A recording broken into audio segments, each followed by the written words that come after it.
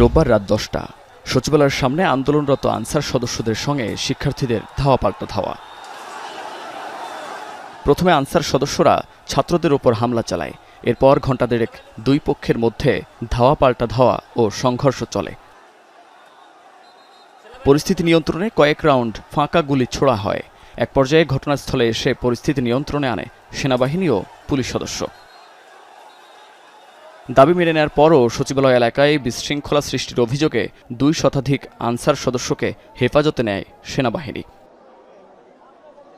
এরপর সেনাবাহিনী ও সাধারণ শিক্ষার্থীদের নিরাপত্তার মধ্য দিয়ে সচিবালয় থেকে বের হন আটকে পড়া কর্মকর্তা কর্মচারীরা। দাবি দাওয়া পূরণের আশ্বাস দেওয়ার পরেও এমন অবস্থা সৃষ্টির সাথে জড়িতদের আইনের আওতায় আনার দাবি জানান বৈষম্য বিরোধী ছাত্র আন্দোলনের সমন্বয়করা। পরে রাজু ভাস্কর্যের সামনে সংবাদ সম্মেলনে সমন্বয়করা জানান, হামলায় 60 জনের বেশি শিক্ষার্থী আহত হয়েছে। আনসারদের হামলায় গুরুতর আহত হয়েছেন সমন্বয়ক হাসনাত আবদুল্লাহ। আহতদের বিনা খরচে চিকিৎসা দেওয়ারও দাবি জানান তারা। এর আগে দুপুরে স্বরাষ্ট্র উপদেষ্টার সঙ্গে বৈঠক করেন আনসার প্রতিনিধিরা। আশ্বাস দেয়া হয় দাবি মেনে নেয়ার। এখন থেকে রেস্ট প্রথা থাকবে না আনসারে। আর অন্যান্য যে যাদের দাবি দাওয়াগুলি আছে ওই জন্য একটা কমিটি করে দেওয়া হচ্ছে। এই কমিটি পর্যালোচনা করে আমাদের কাছে পাঠিয়ে এবং তা আমরা আন্তঃমন্ত্রণালয়ে বসে একটা সিদ্ধান্ত নিব।